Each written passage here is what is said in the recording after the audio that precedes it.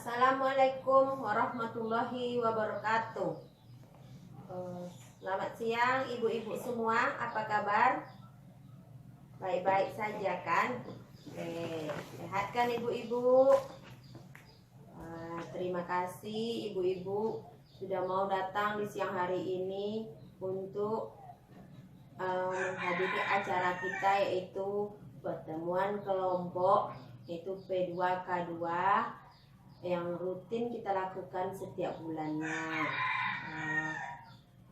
Baiklah ibu-ibu, sebelum kita memulai pertemuan kelompok kita ini, marilah kita berdoa dulu menurut agama dan kepercayaan kita masing-masing. Berdoa mulai. Berdoa selesai. Oke ibu-ibu ya, semangat kan? Semangat walaupun siangnya terik kayak gini ya ibu. Mudah-mudahan kita tetap semangat dalam menghadiri pertemuan kelompok kita yang rutin kita adakan tiap bulan. Oke, baiklah ibu-ibu, sebelum kita masuk materi yang baru, saya mau tanya dulu, pada bulan kemarin kita membahas apa? Pertemuan apa kita waktu bulan kemarin? Ibu-ibu masih ingat kan? Nah, ayo sekarang saya tanya dulu lah, ibu siapa ya? Ibu Rini. Kemarin kita membahas apa, Bu? Oh ya.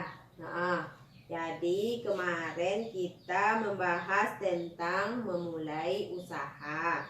Itu bagaimana kita mengidentifikasikan usaha ya, Bu ya. Mengembangkan dan menilai kelayakan usaha, merencanakan keuangan usaha, dan merencanakan pemasaran. Oke Bu.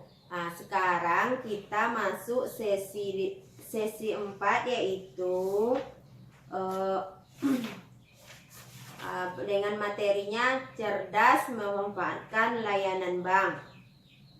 Jadi sekarang ini kita kan sudah diajarkan untuk meminjam dan menabung. Sekarang kita membahas tentang bank ya ibu-ibu ya. Nah, sekarang saya mau bertanya dulu sama Ibu Ani ya. Ibu Ani udah punya KKS belum Bu? KKS, buku tabungan, PIN untuk mengambil uang PKH Bu. Udah punya? Oh ya, udah punya.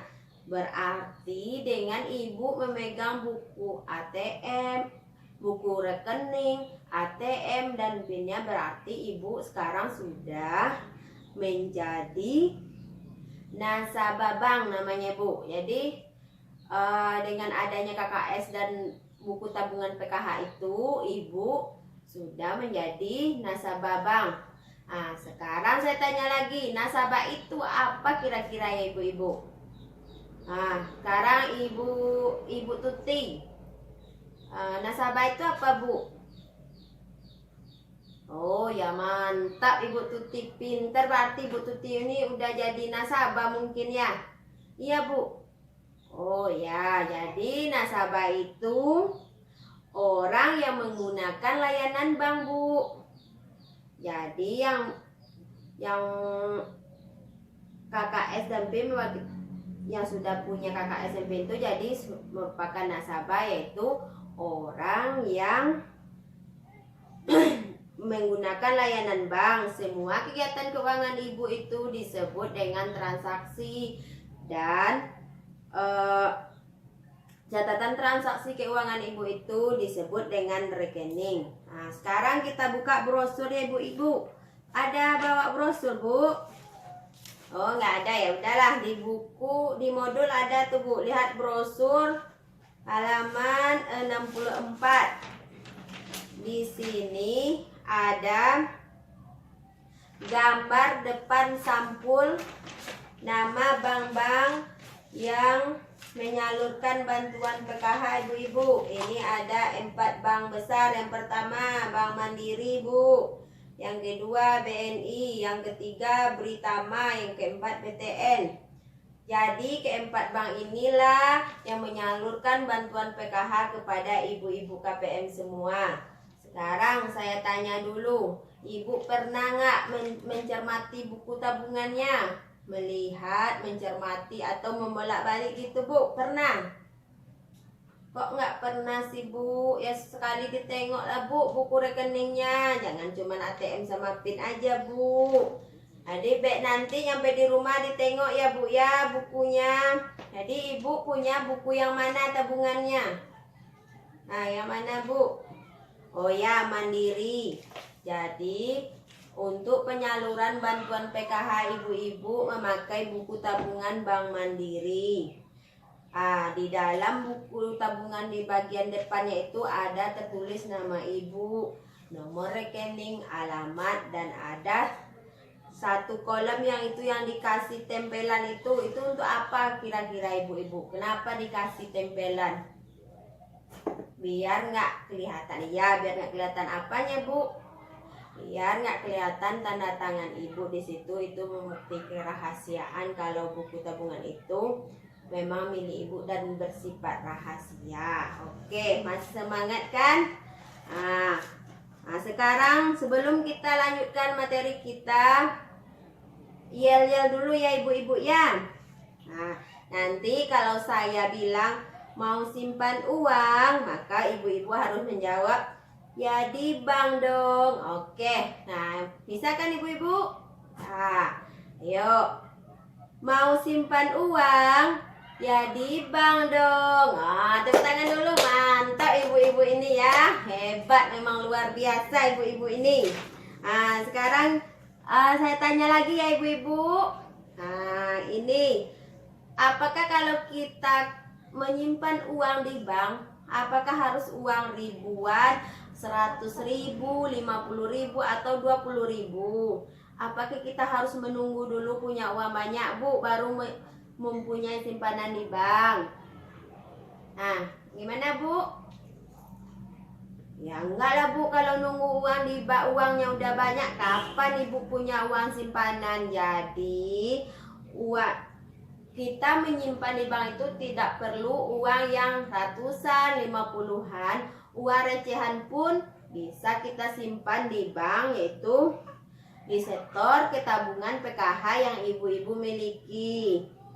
Jadi bank akan mencatat setiap transaksi yang ibu lakukan, seperti penarikan, transfer uang. Itu nanti dibikin tanggal dan jenis transaksi. Informasi transaksi itu Bu sama dengan catatan kas harian yang kita bikin pada modul pada pertemuan kita yang lalu Bu. Jadi ibu harus mencetak buku tabungan PKH-nya itu secara berkala, sekurang-kurangnya minimalnya 1 kali transaksi, baik itu setor maupun penarikan ya ibu-ibu ya, biar menghindari rekening ibu dugaan darmon. Apa itu dugaan darmon Bu? Nah itu rekening tabungan yang tidak aktif lagi dan bisa ditutup oleh bank sewaktu-waktu ya Bu ya. Oke. Sampai di situ ada pertanyaan ibu-ibu? Ada yang mau bertanya? Lanjut Bu, masih lanjut? Masih semangat? Kita tepuk semangat dulu ya ibu-ibu ya. Tepuk semangat. Semangat. Oke, mantap. Sekarang kita lanjutkan lagi. Di antara ibu-ibu ini, siapa yang sudah pernah datang ke bank? Baik itu penarikan uang atau transfer uang atau pergi ke ATM. Siapa Bu? Belum pernah Bu? Oh ya, kalau memang belum pernah, nanti mana tahu sesekali ibu ke bank, mungkin PIN-nya hilang atau apa, jadi tidak merepotkan pendamping, ibu bisa datang sendiri. Ini sekarang kita bahas, coba buka flip chart nomor 3A Bu. Itu Di sana ada petugas dan perlengkapan bank. Kalau flip chart saya ketinggalan, kita tengok di modul aja ya ibu-ibu ya. Nah, ini ada petugas dan perlengkapan bank. Jadi sekarang kita bahas satu-satu ya ibu-ibu ya. Petugas itu yang pertama ini Bu, satpam. Jadi pertama kali ibu datang ke bank, orang yang pertama kali ibu jumpai ini pasti Pak Satpam ini Bu. Karena dia berdiri di depan pintu bank itu. Tugasnya yaitu menjaga keamanan bank dan sekaligus menerima dan membantu nasabah. Yang kedua, teller Bu. Nah, kata orang Batak itu teller ya ibu-ibu ya. Ini teller ini fungsinya untuk memberi layanan kepada nasabah yang akan melakukan transaksi di bank tersebut. Yang ketiga, CS Bu. CS ini bertugas untuk melayani nasabah mengenai informasi-informasi yang ada di dalam bank itu. Yang keempat, ini kepala cabang bertanggung jawab melakukan seluruh kegiatan di bank tersebut ibu-ibu. Jadi ada 4 petugas yang bisa ibu jumpai di bank. Sekarang perlengkapan yang ada di bank Bu. Yang pertama, mesin untuk nomor antri. Nah, jadi sebelum ibu antri, ibu harus ngambil dulu nomor antrinya di sini. Jadi setelah mengambil nomor antri, kalau tidak bisa minta tolong sama Pak Satpam. Nah, setelah nomor antri dapat, ibu langsung ke sini menunggu di ruang tunggu sampai nomor antri ibu dipanggil. Yang keempat, meja formulir. Jadi di meja formulir ini adanya lembaran transaksi, baik itu penarikan maupun penyetoran uang. Nah, yang keempat, ATM Bu. Nah, ATM ini berfungsi sebagai pengganti teller. Kita bisa melakukan penarikan dan setor tunai di ATM ini. Nah, itulah Bu perlengkapan-perlengkapan yang ada di bank.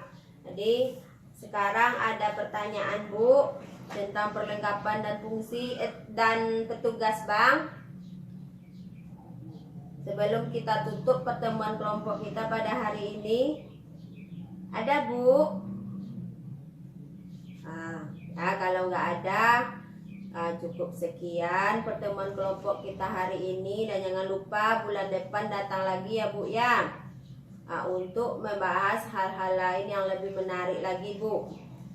Nah, sebelum kita tutup, kita pakai yel-yel lagi ya Bu ya, biar ibunya tidak lupa. Oke, yang tadi ingat kan Bu, mau simpan uang ya di bank dong. Oke, ayo sekarang mau simpan uang ya di bank dong. Oke, terima kasih ya ibu-ibu, sampai jumpa minggu depan. Lebih dan kurang saya mohon maaf. Saya sudahi dengan assalamualaikum warahmatullahi wabarakatuh.